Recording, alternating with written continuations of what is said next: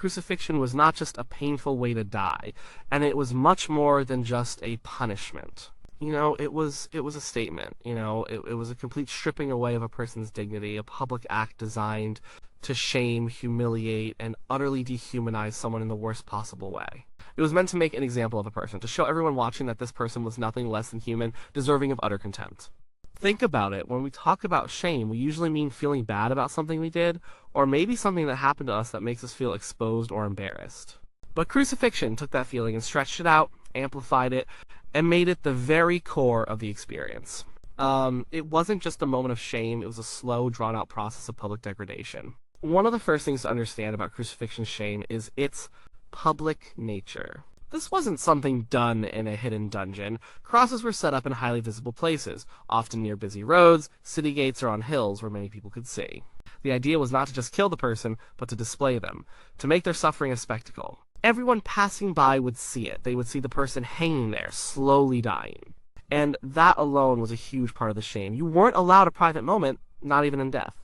Your last hours were for the public to gawk at, to mock, to learn a lesson from. It was a stark, gruesome billboard telling everyone what happens if you step out of line. And what did people see? They saw a person often stripped naked. This might seem like a small detail to us, but in ancient societies, especially Jewish society, nakedness was a profound source of shame and humiliation. It was seen as the ultimate indignity. To be exposed in such a vulnerable way, with no clothing to cover your body, no way to hide, while you were also suffering immensely and slowly dying, that was an intentional act of psychological torture. Your body, which should have been your private space, was made public, ridiculed, and violated. Imagine the feeling of being completely exposed, every imperfection, every bodily function, every moment of weakness on display for everyone who walked by. There was no hiding, there was no modesty, there was no way to preserve any sense of self-respect. It was all taken away. Then there was the company you kept. Crucifixion was almost exclusively reserved for the lowest of society. Roman citizens were rarely, if ever, crucified. It was considered far too demeaning for a citizen of Rome. If a Roman citizen committed a serious crime, they might be executed, but it would be by beheading, a quicker, more honorable death.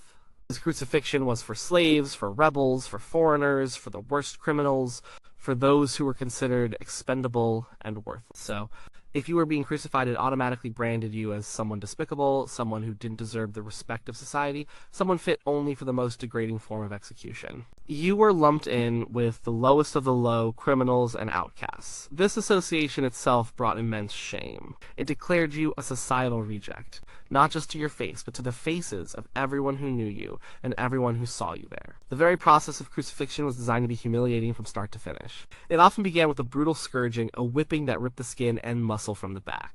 This wasn't just physical pain, it was another act of public humiliation, stripping the person of their clothes and inflicting incredible violence before they even reached the cross. Then the condemned was often forced to carry the heavy crossbeam patibulum through the streets to the execution site.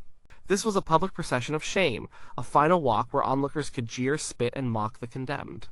They were already weak, bleeding, and exhausted, stumbling under the weight, a literal burden of their supposed crimes. It was a parade of dishonor. Once at the execution site, the actual act of being nailed or tied to the cross was another moment of profound shame. You were lifted up, often still naked, and fixed to the wood. Your body would contort in pain, muscles cramping, breathing becoming excruciatingly difficult.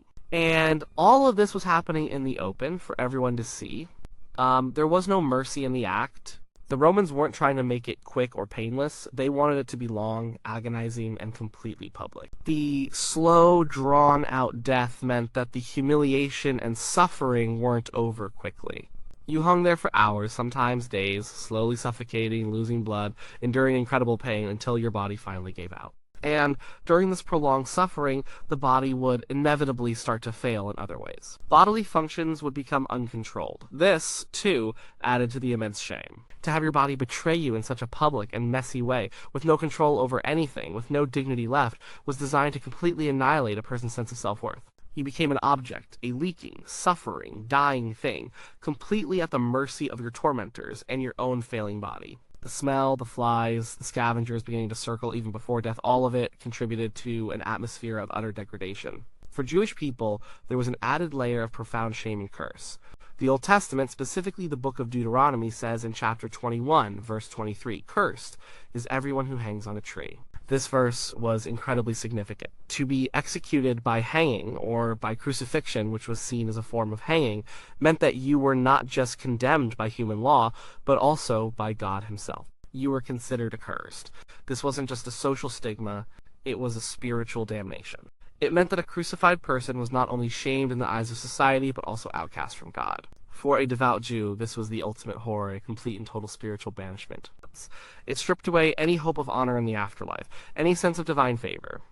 It was a curse that went beyond the physical pain and social disgrace, reaching into the very soul and destiny of the person.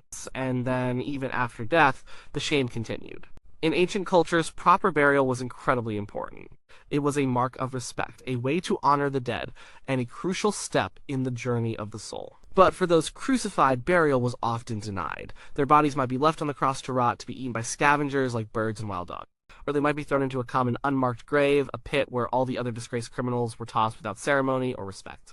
To be denied a proper burial was a final, profound indignity. It was a statement that this person was so contemptible, so worthless, that they didn't even deserve the basic human right of a dignified resting place. Their memory was to be erased, their existence utterly dismissed. This act of denying burial was a powerful message to any family members too. It continued the shame and dishonor onto them, marking them as associated with the accursed and the forgotten. The Romans used crucifixion as a tool of terror and control. It wasn't just about punishing a crime, it was about sending a clear, unequivocal message to everyone else. This is what happens if you rebel against Rome. This is what happens if you break our laws. This is what happens if you challenge our authority. It was a public demonstration of overwhelming power designed to instill fear and prevent further dissent. The shame wasn't just for the person on the cross, it was meant to ripple out to their families, their communities, and anyone who might be considering defiance. It broke their spirit and their will to resist. The shame was a warning, a visible horror that kept people in line. Consider the psychological impact on the person being crucified. From the moment they were arrested, through the trial, the scourging, the walk, and then the slow agonizing death, every single step was designed to break them mentally and emotionally. The fear must have been immense. The anticipation of such a terrible end.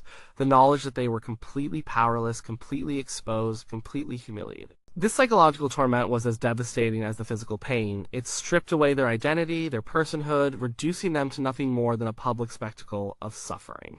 They were not seen as individuals with rights or dignity, but as objects for others to observe and learn from. So, when we try to understand why crucifixion was so shameful, we have to gather all these layers. It wasn't just one thing. It was the public display, the nakedness, the association with the lowest of society, the brutal and dehumanizing process, the slow and agonizing death, the loss of bodily control, the religious curse for Jews, the denial of dignified burial, and the Roman intent to terrorize and control. All of these elements combined to make crucifixion the most degrading, dishonorable, and utterly shameful way to die in the ancient world.